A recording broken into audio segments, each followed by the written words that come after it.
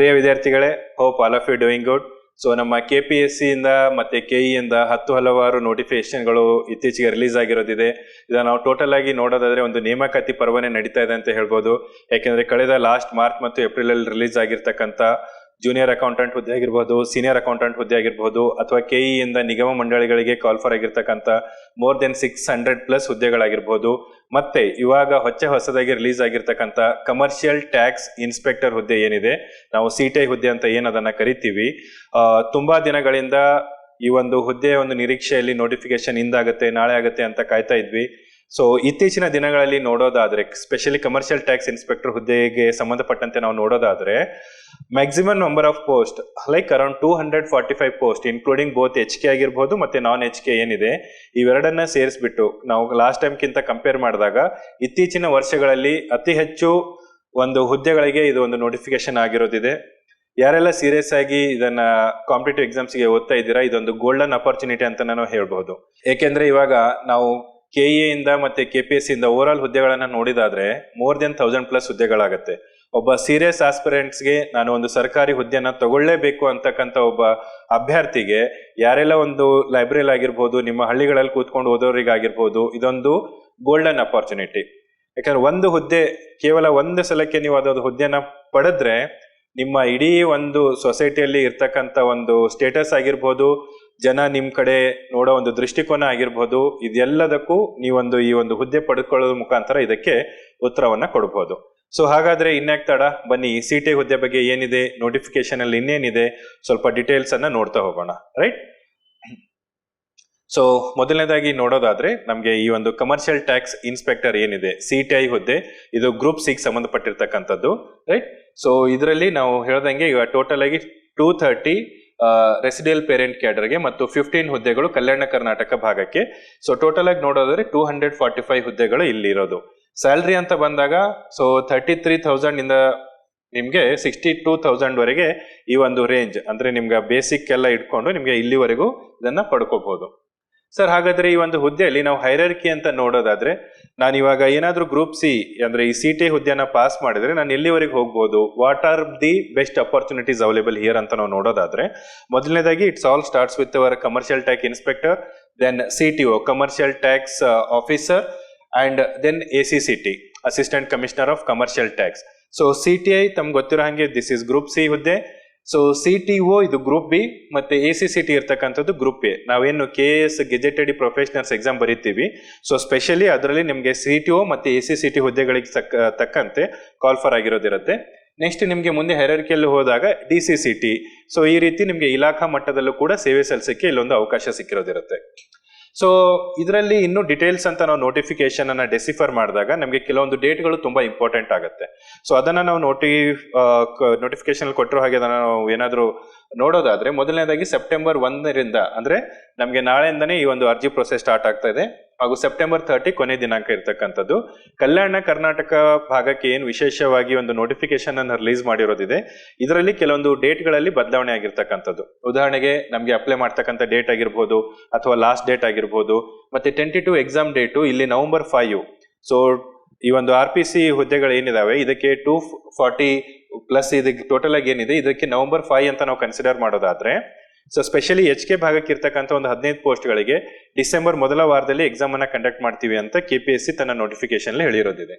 So ಹಾಗಾದ್ರೆ ಯಾರೆಲ್ಲ ಇದಕ್ಕೆ ಎಲಿಜಿಬಲ್ ಆಗ್ತಾರೆ ಸರ್ ಅಂತ, ಯಾಕಂದ್ರೆ ಎಕನಾಮಿಕ್ಸ್ ಮತ್ತೆ ಮ್ಯಾಥಮೆಟಿಕ್ಸ್ ಒಂದೊಂದು ಸೆಮ್ ಅಲ್ಲಿ ಸ್ಟಡಿ ಮಾಡಿರಬಹುದು, ಅವರೆಲ್ಲ ಎಲಿಜಿಬಲ್ ಆಗ್ತಾರೆ ಅಂದಾಗ ಒಂದು ಚಿಕ್ಕ ಗೊಂದಲ ಉಂಟಾಗಿರೋದಿದೆ. ಇಲ್ಲಿ ನಮ್ಗೆ ಇಂಜಿನಿಯರಿಂಗ್ ಸ್ಟೂಡೆಂಟ್ಸ್ಗೆ ಯಾವುದೇ ಡೌಟ್ ಇಲ್ಲ, ದೇ ಆರ್ ಪ್ಯೂರ್ಲಿ ಎಲಿಜಿಬಲ್.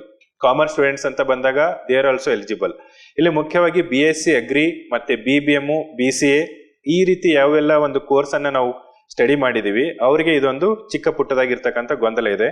ನಾಳೆಯಿಂದ ಅಧಿಕೃತವಾಗಿ ಈ ಒಂದು ನೋಟಿಫಿಕೇಶನ್ ಸಂಬಂಧಪಟ್ಟಂಗೆ ಅಪ್ಲಿಕೇಶನ್ ಅನ್ನ ಸ್ಟಾರ್ಟ್ ಆಗ್ತಾ ಇರೋದ್ರಿಂದ ನಮ್ಮ ಎಲ್ಲಾ ಡೌಟ್ಗಳಿಗೆ ನಾಳೆನೆ ಒಂದು ಪರಿಹಾರ ಸಿಕ್ಬಿಡುತ್ತೆ ನಮ್ಗೆ. ರೈಟ್. ಸೊ ಹಾಗಾದ್ರೆ ಇಲ್ಲಿ ಫೀ ಸ್ಟ್ರಕ್ಚರು ನಮಗೆ ನೋಟಿಫಿಕೇಶನ್ ಅಲ್ಲಿ ಮೆನ್ಷನ್ ಮಾಡಿರೋ ಹಾಗೆ, ಸೊ ನಮ್ಮ ಸಾಮಾನ್ಯ ಅಭ್ಯರ್ಥಿಗಳಿಗೆ 600 ಇದೆ, 2A 2B 3A 3B ಅವರಿಗೆ 300 ರೂಪೀಸ್, ಮತ್ತೆ ಎಕ್ಸ್ ಆರ್ಮಿ ಅವರಿಗೆ 50 ರೂಪೀಸ್ ಇದೆ, ಮತ್ತೆ ಪರಿಶಿಷ್ಟ ಜಾತಿ ಪರಿಶಿಷ್ಟ ಪಂಗಡ ಕ್ಯಾಟಗರಿ 1 ಅವರಿಗೆ ಫೀ ಎಕ್ಸಾಮ್ಷನ್ ಇರೋದಿದೆ. ಸೊ ಇಲ್ಲಿ ನಾವು ಮುಖ್ಯವಾಗಿ ಈಗ ಯಾವ್ದಾದ್ರು ಒಂದು ಹುದ್ದೆನ ನಾವು ಟಾರ್ಗೆಟ್ ಮಾಡ್ಕೊಂಡ್ಬಿಟ್ಟು ಓದ್ಬೇಕಾದ್ರೆ, ಆ ಎಕ್ಸಾಮ್ ಅನ್ನ ಕ್ರ್ಯಾಕ್ ಮಾಡ್ಬೇಕಾದ್ರೆ ಸ್ಟ್ರಾಟಜಿ ಅನ್ನೋದು ತುಂಬಾ ಇಂಪಾರ್ಟೆಂಟ್ ಆಗುತ್ತೆ, ರೈಟ್. ಸೊ ಇಲ್ಲೂ ಕೂಡ ಈ ಒಂದು ಎಕ್ಸಾಮಿಗೆ ಪರ್ಟಿಕ್ಯುಲರ್ ಆಗಿ ಒಂದು ಸ್ಟ್ರಾಟಜಿ ಅನ್ನೋದು ತುಂಬಾ ಇಂಪಾರ್ಟೆಂಟ್. ತಮ್ಗೆ ಗೊತ್ತಿರೋ ಹಾಗೆ ಇವಾಗ ನಾನು ಮುಂದೆ ಸಿಲೆಬಸ್ ಅನ್ನ ಎಕ್ಸ್ಪ್ಲೇನ್ ಮಾಡೋದಾದ್ರೆ, GS ಪೇಪರ್ ಏನಿದೆ ನಮಗೆ ಜನರಲ್ ಸ್ಟಡೀಸ್ ಪೇಪರ್ ಅಲ್ಲಿ ಅಥವಾ ಸಾಮಾನ್ಯ ಜ್ಞಾನ ಅಂತ ಏನ್ ಕರಿತೀವಿ, ಅದ್ರಲ್ಲಿ ಇರ್ತಕ್ಕಂಥದ್ದು ಟೋಟಲ್ ಆಗಿ 15 ಟಾಪಿಕ್ಸ್ ಬರುತ್ತೆ ನಮಗೆ. ಸೊ ಯಾವೆಲ್ಲ ಟಾಪಿಕ್ಸ್ ಅಂತ ನಾವು ನೋಡೋದಾದ್ರೆ, history, geography, polity, economy, environment.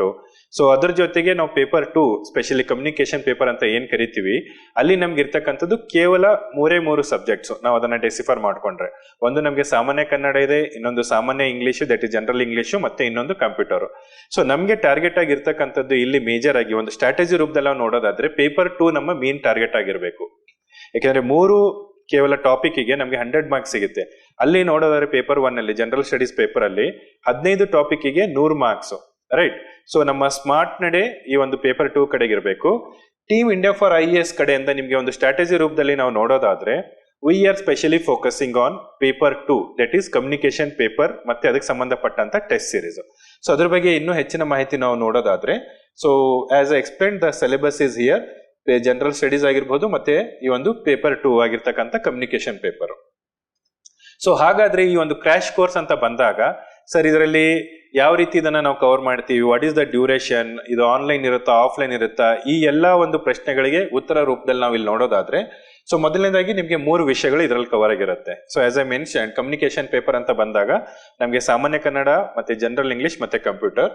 So duration ಅಂತ ಬಂದಾಗ ನಿಮ್ಗೆ ಇವಾಗ ನಾವು ಆಫಿಷಿಯಲ್ ಆಗಿ ಎಕ್ಸಾಮ್ ಪಾಯಿಂಟ್ ಆಫ್ ವ್ಯೂ ನೋಡೋದಾದ್ರೆ ನಮ್ಗೆ ಸಿಕ್ಕಿರೋದು ತುಂಬಾ ಕಡಿಮೆ ಸಮಯ, 60 ದಿನಗಳು ಮಾತ್ರ, ರೈಟ್. ಸೊ ಅದರಲ್ಲಿ ನಮಗೆ ಈ ಒಂದು ಕೋರ್ಸ್ ಅಂತ ನಾವು ನೋಡೋದಾದ್ರೆ 45 ಡೇಸ್ ಅಲ್ಲಿ ಇದು ಕವರ್ ಆಗಿಬಿಡುತ್ತೆ. ಸೊ ಜೊತೆಗೆ ನಾವು ನಾನ್ ಎನ್ ಎವರೇಜ್ ನೋಡೋದಾದ್ರೆ 100 ಅವರ್ಸ್ ಅಲ್ಲಿ ಆಗುತ್ತೆ. So mode of the classes ಅಂತ ಬಂದಾಗ ನಮಗೆ ಬೋತ್ ಆನ್ಲೈನ್ ಮತ್ತು ಆಫ್ಲೈನ್ ಎರಡರಲ್ಲೂ ಇದೆ. ಯಾವಾಗಿನಿಂದ ಸ್ಟಾರ್ಟ್ ಆಗುತ್ತೆ ಅಂತ ನೋಡೋದಾದ್ರೆ ನಾವು 10 ಸೆಪ್ಟೆಂಬರ್ ಇಂದ ಇದು ಸ್ಟಾರ್ಟ್ ಆಗ್ತಾ ಇದೆ. ಸೊ ಹಾಗಾದ್ರೆ ಸರ್ ಲ್ಯಾಂಗ್ವೇಜ್ ಅಂತ ಇನ್ನೊಂದು ಕ್ವಶನ್ ಬರುತ್ತೆ ಸರ್, ಯಾಕಂದ್ರೆ ಕ್ಲಾಸಸ್ ಅಂತ ಬಂದಾಗ ಸರ್ ಕನ್ನಡದಲ್ಲಿ ಇರುತ್ತಾ ಇಂಗ್ಲಿಷ್ ಅಲ್ಲಿ ಇರುತ್ತಾ ಅಂತ. ಇವಾಗ ಕನ್ನಡ ಸಾಮಾನ್ಯ ಕನ್ನಡ ಇದ್ರೆ obviously that will be in Kannada medium. Computer ಅಂತ ಬಂದಾಗ ನಿಮ್ಗೆ ಕೆಲವೊಂದು ಈಸಿಯಾಗಿ ಅಂಡರ್ಸ್ಟ್ಯಾಂಡ್ ಆಗ್ಲಿ ಅಂತ ಇದನ್ನ ಬೈ ಲ್ಯಾಂಗ್ವೇಜ್ ಅಲ್ಲೇ ಈ 2 ಲ್ಯಾಂಗ್ವೇಜ್ ಅಲ್ಲಿ ನಿಮ್ಗೆ ಮಾಡ್ಕೊಡ್ತೀವಿ. ಸೊ ಅದ್ರ ಜೊತೆಗೆ ಸರ್ ಟೆಸ್ಟ್ ಸೀರೀಸ್ ಅಂತ ಬಂದಾಗ, ನಾವು ಎಷ್ಟೇ ಓದಿದ್ರು ಏನೇ ಮಾಡಿದ್ರು unless and until we check our performance ಅಲ್ವಾ. So that may be solving the previous year question paper ಆಗಿರ್ಬೋದು, ಜೊತೆಗೆ ಈ ಒಂದು ಟೆಸ್ಟ್ ಸೀರೀಸ್ ನ ಜಾಯ್ನ್ ಆಗೋ ಮುಖಾಂತರ ಆಗಿರ್ಬೋದು, ನಮ್ಮ ಒಂದು ಪ್ರಿಪ್ರೇಷನ್ ಎಷ್ಟರ ಮಟ್ಟಿಗೆ ಇದೆ ಅಂತ ನಾವು ನೋಡ್ಕೊಳ್ಳಿಕ್ಕೆ ಈ ಟೆಸ್ಟ್ ಸೀರೀಸ್ ತುಂಬಾ ಹೆಲ್ಪ್ ಆಗುತ್ತೆ. So team India for IAS ನಿಮಗೆ ಪ್ರತಿಯೊಂದು ನೋಟಿಫಿಕೇಶನ್ ಆದಾಗ್ಲೂ ಕೂಡ ಒಂದು ಹೊಸ ಇನಿಷಿಯೇಟಿವ್ ಒಂದಿಗೆ ಬಂದೇ ಬಂದಿರ್ತೀವಿ ನಿಮ್ ಜೊತೆಗೆ. That may be in the form of crash course ಆಗಿರ್ಬೋದು, ಟೆಸ್ಟ್ ಸೀರೀಸ್ ಆಗಿರ್ಬೋದು, ಅದನ್ನೇ ನಾವು ಮೇಜರ್ ಆಗಿ ನಿಮ್ಗೆ ಹೈಲೈಟ್ ಮಾಡ್ತಕ್ಕಂಥದ್ದು. ಟೆಸ್ಟ್ ಸೀರೀಸ್ ಅಂತ ಬಂದಾಗ ಟೋಟಲ್ ಆಗಿ ನಮಗೆ 9 ಸೆಕ್ಷನಲ್ ಟೆಸ್ಟ್ ಮತ್ತೆ 6 ಫುಲ್ ಲೆಂತ್ ಟೆಸ್ಟ್ ಇರುತ್ತೆ. ಸೊ ಮೋಡ್ ಅಗೇನ್ ನಿಮ್ಗೆ ಆನ್ಲೈನ್ ಮತ್ತು ಆಫ್ಲೈನ್. ಸೊ ಆನ್ಲೈನ್ ಅಂದ್ರೆ ಯಾವ ರೀತಿ ಇರುತ್ತೆ ಸರ್ ಅಂತ ಒಂದು ಕ್ವಶನ್ ರೈಸ್ ಆಗುತ್ತೆ. ಟೀಮ್ ಇಂಡಿಯಾ ಫಾರ್ IAS ಅಧಿಕೃತವಾಗಿ ತನ್ನದೇ ಆದ ಒಂದು ಆಪ್ ಅನ್ನ ಹೊಂದಿರೋದಿದೆ. ಆ ಆಪ್ ಮುಖಾಂತರ ನೀವು ಆನ್ಲೈನ್ ಟೆಸ್ಟ್ ಅನ್ನ ತಗೋಬಹುದು. ಸೊ ಫೀಸ್ ಸ್ಟ್ರಕ್ಚರ್ ಅಂತ ಬಂದಾಗ ಆನ್ಲೈನ್ ಅಲ್ಲಿ ಕೇವಲ 499 ರುಪೀಸ್ಗೆ, ರೈಟ್. ಸೊ ಆಫ್ಲೈನ್ ಅಂತ ಬಂದಾಗ ನಮಗೆ 1500 ರುಪೀಸ್ಗೆ ಇದು ನಿಮ್ಗೆ ಆಫ್ಲೈನ್ ಟೆಸ್ಟ್ ಸೀರೀಸ್ ಅವೈಲೇಬಲ್ ಇದೆ. ಯಾವಾಗಿನಿಂದ ಸ್ಟಾರ್ಟ್ ಅಂತ ಬಂದಾಗ ಅಗೇನ್ ನಿಮ್ಗೆ 10th ಸೆಪ್ಟೆಂಬರ್ ಇಂದನೇ ಕ್ರ್ಯಾಶ್ ಕೋರ್ಸ್ ಜೊತೆಗೆ ಮತ್ತೆ ಈ ಟೆಸ್ಟ್ ಸೀರೀಸ್ 2 ಕೂಡ ಸ್ಟಾರ್ಟ್ ಆಗ್ತಾ ಇದೆ. ಇಲ್ಲಿ ಇನ್ನೊಂದು ವಿಶೇಷವಾಗಿ ಸರ್ ಕ್ರ್ಯಾಶ್ ಕೋರ್ಸ್ ಮತ್ತೆ ಟೆಸ್ಟ್ ಸೀರೀಸ್ ಸರ್, ಇದ್ರ ಜೊತೆಗೆ ನಾವು ಏನ್ ಸರ್ ಇನ್ನು ನಮಗೆ ಟೀಮ್ ಇಂಡಿಯಾ ಫಾರ್ IAS ಯಾವ ರೀತಿ ನಮಗೆ ಇಲ್ಲಿ ಮಾರ್ಗದರ್ಶನ ನೀಡುತ್ತೆ ಅಂತ ಅನ್ನೋದಾದ್ರೆ, ಮೊದಲನೇದಾಗಿ ನಿಮ್ಗೆ ಇರ್ತಕ್ಕಂಥದ್ದು ಮೆಂಟರ್ಶಿಪ್ ಅಂತ ಬಂದಾಗ ಇದೆ ನಿಮಗೆ 1-to-1 ಆಗಿ ನಿಮ್ದು ಏನೇ ಒಂದು ಡೌಟ್ಸ್ ಇರಬಹುದು, ಅದಕ್ಕೆ ಎಕ್ಸ್ಕ್ಲೂಸಿವ್ ಆಗಿ ಗೈಡೆನ್ಸ್ ಇರುತ್ತೆ.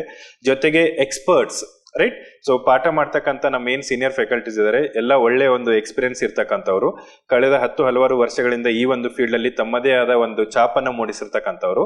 ಸೊ ಅದರ ಜೊತೆಗೆ ನಮಗೆ ನೆಕ್ಸ್ಟ್ ಇದರಲ್ಲಿ ಇನ್ನು ಏನೆಲ್ಲ ನಾವು ಎಕ್ಸ್ಪೆಕ್ಟ್ ಮಾಡ್ಬೋದು ಸರ್ ಅಂತ ಬಂದಾಗ, ನಿಮಗೆ 24x7 ನೀವು ವಿದ್ಯಾರ್ಥಿಗಳು ಯಾವಾಗ ಬೇಕಾದ್ರೂ ನೀವು ವರ್ಕಿಂಗ್ ಅವರಲ್ಲಿ ಬಂದ್ಬಿಟ್ಟು ನಮ್ಮ ಫ್ಯಾಕಲ್ಟಿನ ನೀವು ಕನ್ಸಲ್ಟ್ ಮಾಡ್ಬೋದು, right. So doubt clearing sessions ಇರುತ್ತೆ. ಸೊ ಈ ರೀತಿ ಹಲವಾರು ವಿಶೇಷಗಳೊಂದಿಗೆ ನಿಮ್ಮ ಎದುರುಗಡೆ ನಾವು ಬರ್ತಾ ಇದ್ದೀವಿ, ರೈಟ್. ಸೊ ಹಾಗಾದ್ರೆ ಇನ್ನೇಕ್ ತಡ ಸ್ನೇಹಿತರೆ, ಸೊ ಅಡ್ಮಿಷನ್ಸ್ ಓಪನ್ ಇದೆ. ಈ ಒಂದು ಬೆಸ್ಟ್ ಅಪರ್ಚುನಿಟಿ ಯುಟಿಲೈಸ್ ಮಾಡ್ಕೊಳ್ಳಿ.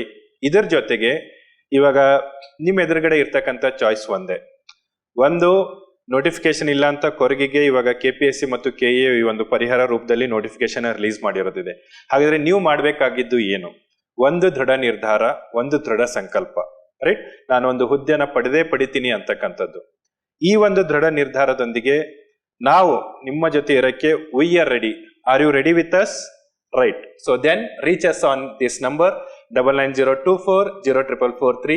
99025443. Okay, so wish you all the very best. Thank you.